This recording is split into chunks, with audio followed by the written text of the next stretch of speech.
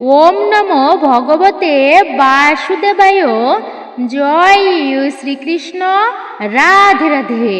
ফাল্গুন মাস, হ্যাঁ, এই ফাল্গুন মাস অত্যন্তই পুণ্যের ও পবিত্রের মাস বলা হয়েছে। একাদশ মাস বলা হয় এই ফাল্গুন মাসকে।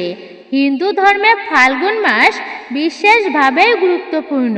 এই মাসে ভগবান শিব, দেবী পার্বতী এবং ভগবান শ্রীকৃষ্ণের উপাসনা করলে জীবনের সমস্ত দুঃখ কষ্ট দূর করা যায় বলেই মনে করা হয়। এতে তাদের আশীর্বাদ লাভ করা যায়। ফাল্গুন মাসে মহাশিবরাত্রি, একাদশী এবং হোলি বা দোলযাত্রা উদযাপিত হয়। ফাল্গুন মাস দান ধ্যান করার জন্য অত্যন্তই বিশেষ বলেই মনে করা হয়। তদুপরি এই ফাল্গুন মাসে বিশেষ নিয়ম রয়েছে যা পালন করা অত্যন্তই গুরুত্বপূর্ণ। অন্যথায় কিন্তু জীবনে অশুভ ও অমঙ্গল বৃদ্ধি পায়। বছরের দ্বাদশ মাসের মধ্যে একটা শ্রেষ্ঠ মাস হচ্ছে এই একাদশ মাস, পবিত্র ফাল্গুন মাস। এই মাসে আপনারা ভুলেও খাবেন না এই খাবারগুলি। আজকের ভিডিওতে আপনাদেরকে জানানোর চেষ্টা করব এই ফাল্গুন মাসে কোন খাবারগুলি বিশেষ করে ভুলেও মুখে তোলা উচিত নয়, অর্থাৎ খাওয়া উচিত নয়। এতে নিজের জীবন তথা সাংসারিক জীবনে অমঙ্গল আসে। এরই পাশাপাশি এই ফাল্গুন মাসের বিশেষ ব্রত কথা, মাহাত্ম্য কথা শাস্ত্রে উল্লেখিত রয়েছে ফাল্গুন মাসের। আজকের ভিডিওতে আপনারা সেই বিষয়েও জানতে পারবেন। আজকের ভিডিওটি খুবই গুরুত্বপূর্ণ হতে চলেছে প্রতিটি ব্যক্তিদের জন্য। অবশ্যই সকলে ভক্তিতেই শ্রবণ করবেন। নমস্কার, আমি দীপা। দেশ ও দেশের বাইরে থেকে যে সমস্ত দর্শকেরা এই মুহূর্তে ভিডিওটি অন করেছেন তাদের প্রত্যেককে সুস্বাগত জানাই রায়কিশোরী দীপা অর্থাৎ সনাতন ধর্মীয় তথ্যমূলক চ্যানেলে। আমি সর্বদা চেষ্টা করি সনাতন ধর্মের এরকমই সকল গুরুত্বপূর্ণ বিষয়গুলি আপনাদের সামনে উপস্থাপন করতে, শেয়ার করতে। আসুন কিছুক্ষণ সময় প্রত্যেকে একসঙ্গে ধৈর্য ধরে আজকের এই গুরুত্বপূর্ণ বিষয়ে আমরা বিস্তারিতভাবেই জেনে নিই। ভিডিওটি শুরু থেকে শেষ পর্যন্ত ভক্তি ও শ্রদ্ধা সহকারে শ্রবণ করে থাকলে ভিডিওতে অবশ্যই একটি লাইক করবেন আর কমেন্টে অবশ্যই জয় শ্রীকৃষ্ণের জয়, জয় শ্রী বিষ্ণুর জয়, হর হর মহাদেব অথবা আপনার আরাধ্য দেবদেবীর নামটি একটি বারের জন্য হলেও লিখে জানাবার জন্য বিশেষভাবেই অনুরোধ জানাচ্ছি। ভিডিও থেকে আপনি সমৃদ্ধ ও উপকৃত হবেন। একজন সনাতনী বোনকে আপনারা সাপোর্ট করবেন আমি আশা রাখছি। তাহলে চলুন প্রবেশ করা যাক আজকের মূল ভিডিওতে। ভিডিওটি আপনারা একদমই টেনে টেনে দেখবেন না, সম্পূর্ণই আপনারা শুরু থেকে শেষ পর্যন্ত ভক্তি ও মনোযোগ সহকারে শ্রবণ করুন। ফাল্গুন মাস, এই মাসটিকে বিশেষ করে মহাদেবের মাস বলা হয়েছে। এই মাসে একটি পুণ্যতিথি যা প্রথমেই পালিত হয়েছে মহাশিবরাত্রি ব্রত, এবং ভগবান শ্রীকৃষ্ণের মাসও বলা হয়েছে এটিকে। কেননা বছরের দ্বাদশ মাসের মধ্যে কেন এই ফাল্গুন মাস এতটা গুরুত্বপূর্ণ ও শ্রেষ্ঠ বলা হয়েছে? এই মাসে শিবরাত্রি ব্রত রয়েছে, যে ব্রতটি পালন করার ফলে মানুষের সহস্র পৃথিবীতে যত তীর্থ বিদ্যমান আছে সেই সমস্ত তীর্থে ভ্রমণ করলে যে পুণ্য ফল প্রাপ্ত করা যায়, শুধুমাত্র যদি কোনো ব্যক্তি শিবরাত্রি ব্রতের দিনে ভক্তি ভরে উপবাস করে শিবের পূজা অর্চনা করতে পারে, তার ফলে তার থেকে বেশি পুণ্য ফল প্রাপ্তি করতে পারে সেই ব্যক্তি। সহস্র গুণ পুণ্য ফল প্রাপ্ত হয় সেই ব্যক্তির। তাই এই ফাল্গুন মাসে শিবরাত্রি ব্রত অনেক মাহাত্ম্যপূর্ণ। যে শিব হচ্ছেন দেবাদিদেব মহাদেব, সমস্ত দেবতাদের ঊর্ধ্বে যিনি, তিনি না জীব না ভগবান, যার মধ্যবর্তী অবস্থান, তাই হচ্ছে তিনি শিব। সমস্ত দেবতাদের ঊর্ধ্বে যারই অবস্থান। যারা প্রভু শিবের ভক্ত, যাদের প্রভু শিবের প্রতি ভক্তি রয়েছে, তারা ইহজীবনে মানে এই জীবনে সুখ শান্তি সমৃদ্ধিতে পরিপূর্ণ হতে পারে এবং অন্তিমে মুক্তি লাভ করতে পারে। শিবের পূজার মাহাত্ম্য কিন্তু শাস্ত্রের সর্বত্রই পাওয়া যায়। তাই শিবের পূজা করা এটি খুবই কল্যাণকর এবং মঙ্গলময়। চার ধরনের উপাসক হয়: শৈব, শাক্ত, গণপত্য আর বৈষ্ণব। যারা শক্তি দেবীর উপাসনা করে, দেবী কালিকা, দেবী দুর্গার উপাসনা করেন, এদেরকে বলা হয় শাক্ত, অর্থাৎ শক্তির উপাসনা করেন। এবং গাণপত্য হচ্ছে যারা গণেশের উপাসনা করে, সিদ্ধিদাতা গণেশ যারা তাদের উপাসনা করেন তাদেরকে গাণপত্য বলা হয়। বৈষ্ণব হচ্ছে যারা ভগবান বিষ্ণুর উপাসনা করেন, পূজা অর্চনা করেন, কিন্তু যারা হচ্ছেন শিবের উপাসনা আরাধনা করেন তাদেরকে বলা হয় শৈব। এবং শিবের পূজা করা এটি জীবনে আপনারা বিশেষ করে মহাভারত পড়লে জানতে পারবেন কিছু ঋষিদের উল্লেখ পাওয়া যায় মহাভারতে, যারা হচ্ছে এই কেবলমাত্র প্রভু শিবের উপাসনা করত। কোনো দেবদেবীর সাধ্য নেই তা কোনো ব্যক্তিকে মুক্তি দিতে পারে, শুধুমাত্র শিব। হ্যাঁ, শিবই পারে ভগবানের পরে যদি কোনো জীবকে মুক্তি দিতে পারেন তিনি হচ্ছেন স্বয়ং শিব। তাই সেই শিবের পূজা করা এটি বিশেষ, অন্তত পক্ষে শিবরাত্রি ব্রতের দিনে। যাদের ইহজগতে কামনা বাসনা রয়েছে, ধন প্রাপ্তি করতে চান, সৌভাগ্যবতী হতে চান, ভালো স্বামী এবং সন্তান প্রাপ্ত করতে চান, তারা অবশ্যই শিবের পূজা অর্চনা করবেন এই ফাল্গুন মাস জুড়েই। বিশেষ করে সোমবার দিনে আপনারা করবেন এবং শিবরাত্রি ব্রত নিশ্চয়ই আপনারা পালন করেছেন। এতে সর্ব মনস্কামনা পর্যন্ত পূর্ণ হয়ে থাকে ব্যক্তিদের। পাশাপাশি যদি কেউ মুক্তি লাভও করতে চান, সেই জন্য বলা হয়েছে শিবের সাধনা করা এটি উত্তম এবং এই সাধনার ফলেই জীবনে কিন্তু মুক্তি লাভ হয়ে থাকে। জীবনে পরমার্থ সাধনা করা যায়।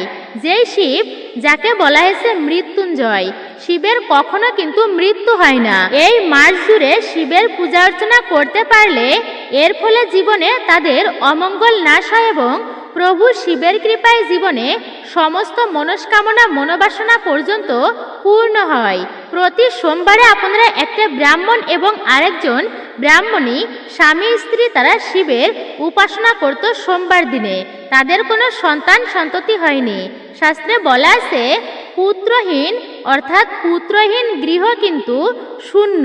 তো এমনটা নয় কিন্তু যে কন্যা হয়েছে তাই কন্যাকে অবহেলা করতে হবে, কিন্তু তারপরেও পুত্র যদি কোনো গৃহে না থাকে তো সেই গৃহটাই শূন্য, অনেকেই এটা মনে করেন। সেই ব্রাহ্মণ এবং ব্রাহ্মণীর তখন তারা শিবের কাছে প্রতি সোমবারে পূজা অর্চনা এবং প্রার্থনা করত, প্রভু আমার জন্য একটা সন্তান হয়। এভাবে প্রার্থনা করতে করতে অনেক দিন পরে প্রভু শিব স্বপ্নে দেখালো ব্রাহ্মণকে যে দেখো ব্রাহ্মণ, তোমার তো একটা পুত্র সন্তান হবে, কিন্তু সেই পুত্র 16 বছর বয়সে মৃত্যু বরণ করবে। তো ব্রাহ্মণ এই স্বপ্নটা দেখার পরে খুবই খুশি হলেন, আবার তিনি কিন্তু অখুশি হলেন। খুশি হলেন এটা জেনে যে তার একটা পুত্র সন্তান হবে, এই জন্য তিনি খুশি। আবার দুঃখও পেলেন যে 16 বছর বয়সে তিনি মৃত্যুবরণ করবেন। মনে রাখবে, অকাল মৃত্যু হয় এটা কিন্তু খুবই একটা অশুভ বলা হয়েছে। প্রাপ্ত বয়সের পরে বৃদ্ধকালে মৃত্যু হয় সেটা কিন্তু স্বাভাবিক বিষয়, সেটা মেনেও নেওয়া যায়। কিন্তু যদি কেউ অকালে মৃত্যুবরণ করে এটা কিন্তু খুবই কষ্টদায়ক একটা বিষয়, তার আত্মীয় স্বজনেরা খুবই কষ্ট পায়। তো সেই মার্কেন্ড ঋষির বাবা সেই ব্রাহ্মণটা খুবই খুশি ছিল। এরপরে যথাসময়ে মহাদেবের আশীর্বাদে একটা দিব্য সন্তান লাভ হলো তার নাম রাখলো মার্কণ্ডীয়। তো বাবা জানতো এই মার্কণ্ডীয় 16 বছর বয়সে তার মৃত্যু হবে, এমনটা প্রভু শিব তাকে স্বপ্নে দেখিয়েছিল। কিন্তু পরক্ষণে মাত্র 4 বছর যখনই ওই সন্তানের বয়স হলো, তখনই সেই মার্কণ্ডেয়র বাবা বলে দিয়েছিল যে যেখানেই যাবে সাধুদের চরণের ধুলি তুমি মাথায় ধারণ করবে, এইটুকু কার্য তুমি কিন্তু করবে। এর ফলে তুমি মহাদেবের কৃপা লাভ করতে পারবে, জীবনে অমরত্ব লাভ করতে পারবে তুমি। তো ঠিক আছে, মার্কেন্ড ঋষি যেখানেই যেত সেখানেই সাধুদের দর্শন পেলে চরণ ধুলি মাথায় ধারণ করত। এভাবে করে একদিন জীবনের চরম সৌভাগ্যক্রমে সেই রাস্তা দিয়ে 7 জন ঋষি তারা হেঁটে যাচ্ছিল। সপ্ত ঋষি যাকে বলে। তো সেই ঋষিদেরকে ছোট্ট বাচ্চা এসে প্রণাম করলো এবং ঋষিরা অজান্তেই আশীর্বাদ করলো, আয়ুষ্মান ভব। আবার তারা হচ্ছে বাক্য সিদ্ধ পুরুষ, তারা যা কথা বলতো তাই ফলপ্রসূ হতো এবং তারা ভূত ভবিষ্যৎ জানতো।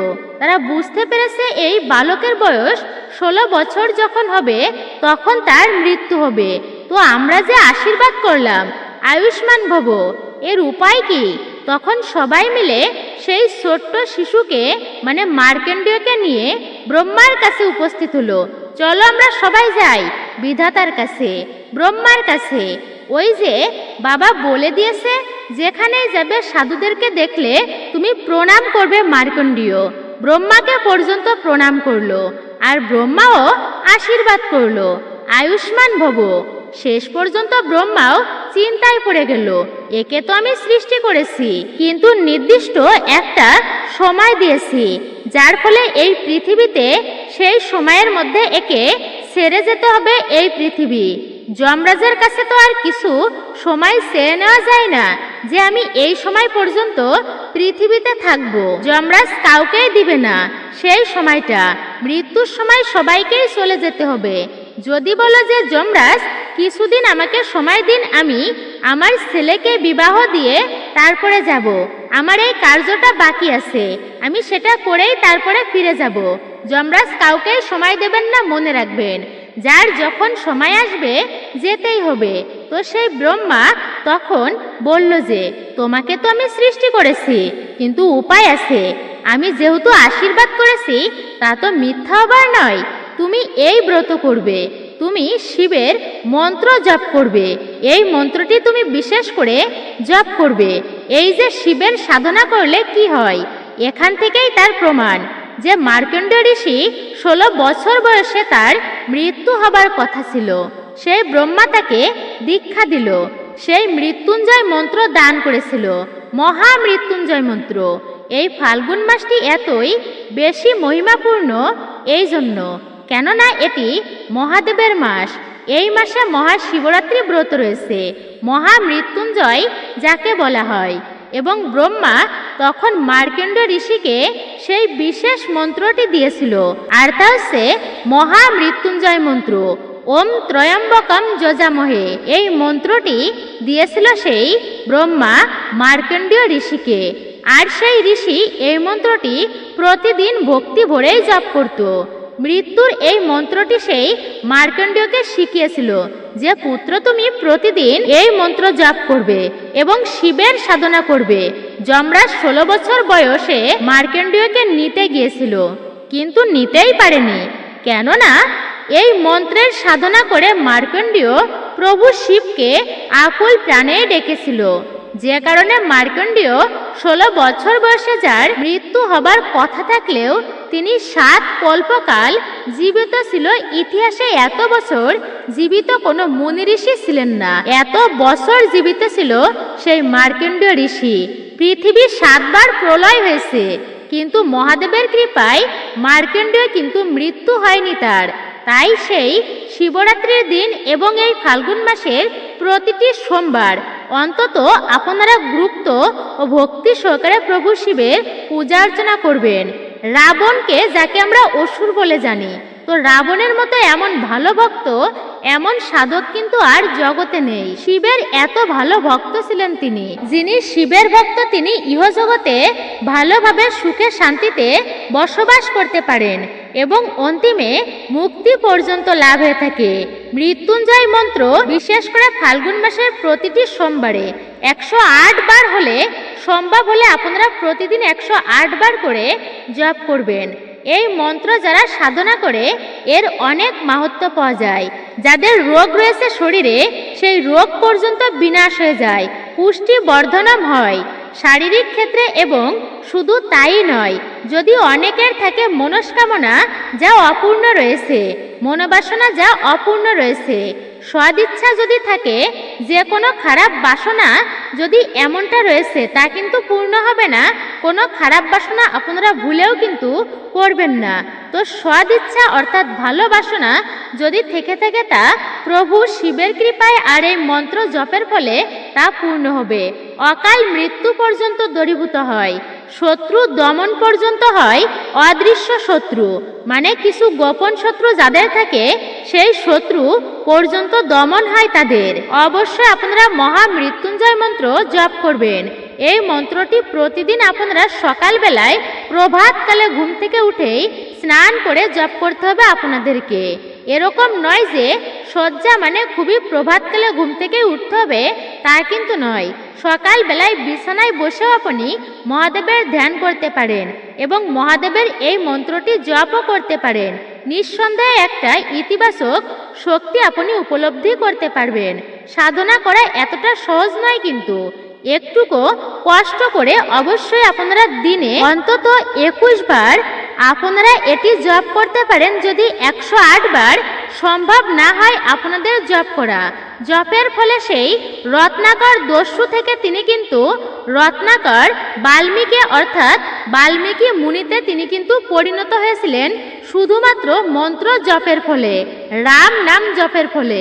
মন্ত্র জপের কিন্তু অত্যন্তই প্রতাপশালী এবং শক্তি রয়েছে মন্ত্র জপের মাধ্যমে। আপনি হরে কৃষ্ণ মহামন্ত্র জপ করতে পারেন, বিশেষ করে সকালবেলায়, তা অত্যন্তই পূর্ণ ও শুভ হবে আপনার জন্য। প্রভু শিব পর্যন্ত তিনি রাম নাম জপ করতেন পঞ্চমুখে। আপনারা প্রত্যেকে মহাদেবের পূজা অর্চনা তার নাম জপ করতে পারেন, বিশেষ করে যেমনটা হয়েছে সেই মার্কণ্ডেয় ঋষির বেলায়। তো অবশ্যই সে অকাল মৃত্যু পর্যন্ত কিন্তু তার জীবন থেকে দূরীভূত হয়েছিল। খুবই শুভ এবং পবিত্র বলা হয়েছে প্রভু শিবের মন্ত্র জপ করাকে। ফাল্গুন মাসে কোন কোন কাজ আপনারা ভুলেও কিন্তু করবেন না। ফাল্গুন মাস হচ্ছে ভক্তির মাস। এই মাসে নেশাজাতীয় দ্রব্য বা তামসিক দ্রব্য এড়িয়ে চলাই শুভ। দোল বা হোলির সময় মাংস বা মদ্যপান এড়িয়ে চলতে হবে। ফাল্গুন মাসে ভগবান শ্রীকৃষ্ণের বিশেষ পূজা অর্চনা করা, তার উদ্দেশ্যে নৈবেদ্য দানের গুরুত্ব রয়েছে। এই সময়ে আপনারা ঘর বাড়ি ঘর দুয়ার পরিষ্কার পরিচ্ছন্ন রাখুন, পবিত্রতা বজায় রাখুন। এই মাসে অপরিচ্ছন্ন ঘর থাকার অর্থ গৃহে দারিদ্র্যকে আমন্ত্রণ জানানো। ফাল্গুন মাস হচ্ছে ভালোবাসার মাস। এই মাসে কারোর সঙ্গে খারাপ ব্যবহার, ঝগড়া বা অপমান এড়িয়ে চলাই উচিত। ভালো ব্যবহার করা প্রয়োজন। কথায় নম্রতা ভদ্রতা বজায় রাখুন, অন্যথায় দেবী লক্ষ্মী অসন্তুষ্ট হলে অবশ্যই আপনার কিন্তু ক্ষতি হবে চরম আকারে। ফাল্গুন মাসে গরম জলের পরিবর্তে ঠান্ডা জলে স্নান করা ভালো, এতে স্বাস্থ্যের উন্নতি হয় বলেই বিশ্বাস। ফাল্গুন মাসকে মনস্কামনা পূরণের জন্য খুবই বিশেষ মাস হিসাবেই বিবেচনা করা হয়। এই মাসে প্রতিদিন ভগবান শ্রীকৃষ্ণের উপাসনা করা অত্যন্তই শুভ। তাকে তার প্রিয় খাবার অর্পণ করতে পারেন। ওম নমো ভগবতে বাসুদেবায় এই মন্ত্রটি জপ করুন এই মাসে। ফাল্গুন মাসে দেরি করে ঘুমাবেন না, বরং ভোরে ঘুম থেকে উঠুন, স্নান করুন, সূর্যের কাছে প্রার্থনা করুন এবং ঈশ্বরের উপাসনা করুন। এইসব প্রতিকার আপনার ইচ্ছা পূরণের পথকে প্রশস্ত করবে। ফাল্গুন মাসে সন্তান লাভের জন্য শ্রীকৃষ্ণের শিশুরূপ, প্রেম ও সুখ লাভের জন্য শ্রীকৃষ্ণের যৌবন রূপ ও জ্ঞান অর্জনের জন্য গুরু কৃষ্ণের আরাধনা করা অত্যন্তই শুভ। 9টি গ্রহের মধ্যে চাঁদকে শীতলতা এবং শান্তির প্রতীক বলা হয়। কোন রাশিতে চন্দ্রের ভালো অবস্থান থাকলে সেই রাশির জাতক জাতিকাদের মন শান্ত থাকে, ভাগ্যে জোটে প্রচুর অর্থ ও সম্পদ। এই মাসে প্রতিদিন চাঁদকে প্রণাম করলে ও দুধের সঙ্গে অর্ঘ্য নিবেদন করলে জীবনের চলমান সমস্যা থেকে মুক্তি পাওয়া যায়। তাই জন্মকুণ্ডলিতে চন্দ্রের অবস্থান শক্তিশালী হয়। এই মাসে আপনার সামর্থ্য অনুযায়ী আপনি দান করুন খাঁটি ঘি, সরিষার তেল, মৌসুমি ফল, শস্য ও বস্ত্র ইত্যাদি দান করা উচিত, তাতে পুণ্য লাভ হয়।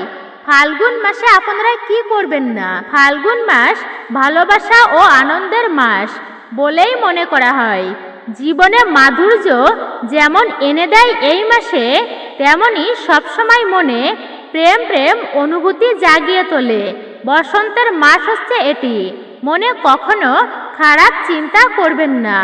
অত্যন্তই পবিত্র মাস বলা হয়েছে এটিকে। আপনারা এই ফাল্গুন মাস চলাকালীন ভগবান শ্রীকৃষ্ণেরও রাধারানীর পূজা অর্চনা করতে পারেন। আপনারা এর ফলে সুখ ও সমৃদ্ধি প্রাপ্ত করতে পারবেন। মোক্ষ পর্যন্ত প্রাপ্ত হয় ব্যক্তির জীবনে। ভক্তি মনে অবশ্যই ভগবান শ্রীকৃষ্ণের রাধারানীর পূজা অর্চনা করবেন। বিশেষ করে সামনেই আসতে চলেছে দোল পূর্ণিমা। ভক্তিতে আপনারা এই দিনটি উপবাস ব্রত পালন করবেন। ফাল্গুন মাসে শরীর ও মনকে পবিত্র রাখতে অবশ্যই আপনারা শাকসবজি গ্রহণ করবেন, কিন্তু বলা হয়েছে কিছু শাকসবজি ভুলেও গ্রহণ করা উচিত নয়। তো প্রথমত যে সবজিটির কথা আপনাদেরকে বলবো আর তা হচ্ছে কচু। কিন্তু কেন? পদ্মপুরাণ সহ বিভিন্ন শাস্ত্রে বলা হয়েছে যে ঋতু পরিবর্তনের সময় অর্থাৎ শীতের শেষ ও বসন্তের শুরুতে শরীরকে হালকা ও শুদ্ধ রাখার জন্য কিছু কন্দ জাতীয় সবজি ত্যাগ করাই উচিত। কচু তার মধ্যেই অন্যতম। শাস্ত্রীয় দৃষ্টিতে কচু মাটির গভীরে জন্মানো ও কফবর্ধক খাদ্য হিসাবেই বিবেচিত, যা এই সময় শরীর এবং মনে অশুভ শক্তির প্রভাব সৃষ্টি করতে পারে।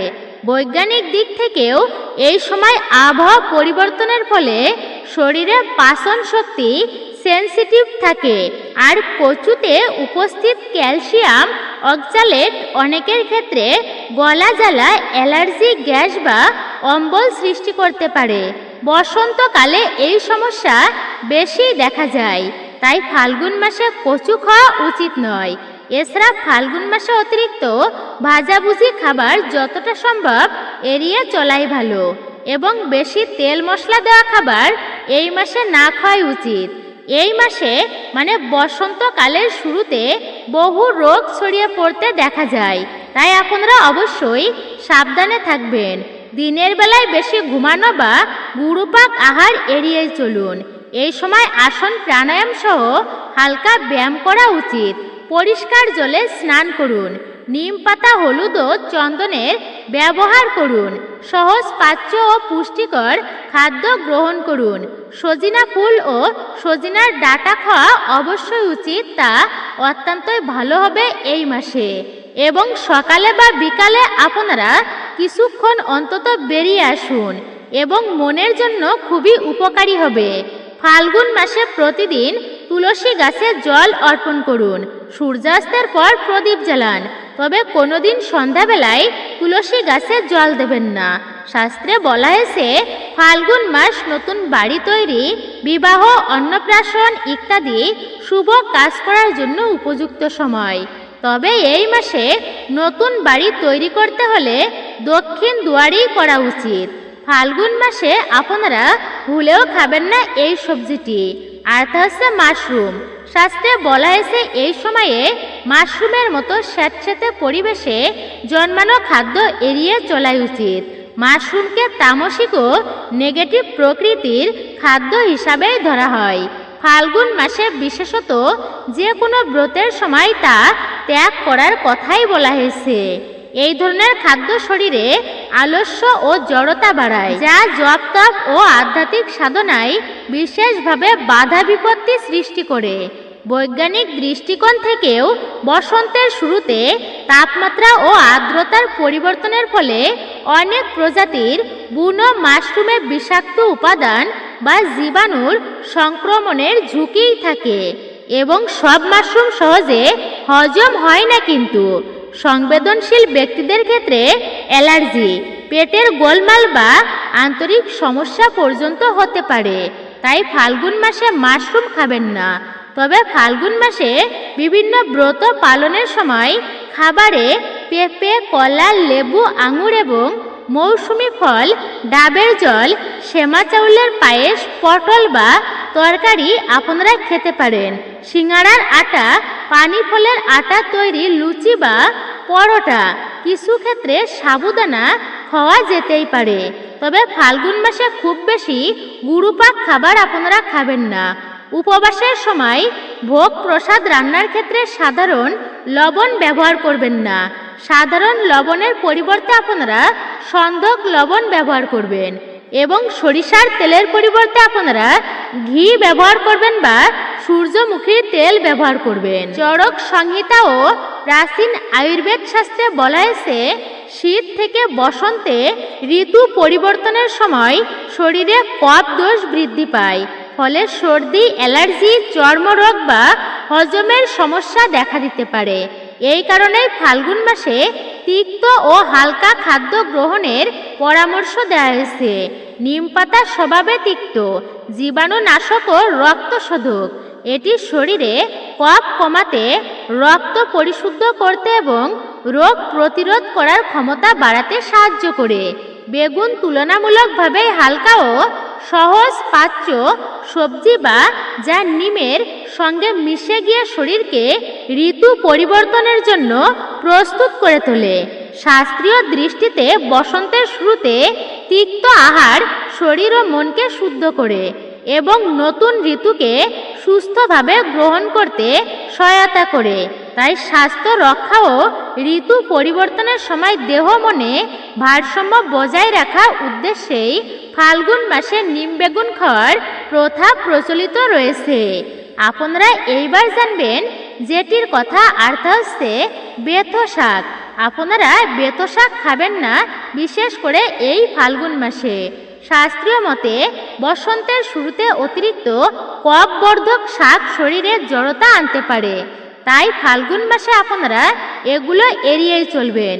বৈজ্ঞানিক দৃষ্টিতে বেথো শাক সাধারণত শীতকালে শেষ ভাগে বেশি জন্মায় এবং ঋতু পরিবর্তনের সময় এতে অক্সালেট ও কিছু প্রাকৃতিক রাসায়নিক উপাদানের কারণে প্রাকৃতিক রাসায়নিক উপাদান বেশি থাকে, যার ফলে অনেক ব্যক্তির ক্ষেত্রেই অম্বল, গ্যাস অথবা কিডনিতে পাথরের ঝুঁকি বা অ্যালার্জি বাড়াতে পারে।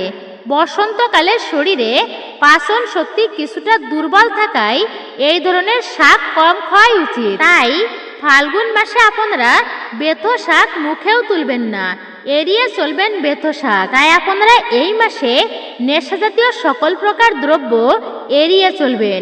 নেশা গ্রহণ না করাই ভালো, আর নেশা কিন্তু সর্বদাই ক্ষতি করে। কখনো কিন্তু ভালো কিছু হয় না নেশার দ্বারা, আর নেশা যে শরীরের পক্ষে ভালো তা কিন্তু নয়। আপনারা এই ফাল্গুন মাসে ভুলেও খাবেন না পুঁই শাকের তরকারি, আপনারা এটি খাবেন না। পুঁই শাক এড়িয়ে চলবেন এই পবিত্রপূর্ণ ফাল্গুন মাসে। আপনারা আশা করছি আপনারা এগুলি মেনে চললে, নিয়ম মতো চললে আপনারা ভগবান শ্রীকৃষ্ণের, মহাদেবের, আপনার ইষ্টদেবের আশীর্বাদ বর্ষিত হবে আপনাদের প্রতি। মূলত এটাই ছিল আমাদের আজকের ভিডিওটি আপনার কাছে কেমন লেগেছে মূল্যবান মতামত জানাতে একদমই ভুলবেন না। আপনি যদি আমাদের চ্যানেলের নতুন দর্শক হয়ে থাকেন তো অবশ্যই চ্যানেলটি সাবস্ক্রাইব করবেন, পাশে থাকার নোটিফিকেশন বেল আইকনটি অল করে দিবেন। সকলে ভালো থাকুন, সুস্থ থাকুন, পরম করুণাময় ঈশ্বরের অশেষ কৃপায়। ভিডিওতে একটি লাইক করবেন এবং কমেন্টে অবশ্যই জয় শ্রীকৃষ্ণের জয়, জয় শ্রী বিষ্ণুর জয়, জয় রাধারানীর জয়, হর হর মহাদেব বা আপনার গুরুদেবের নামটি লিখতে একদমই ভুলবেন না।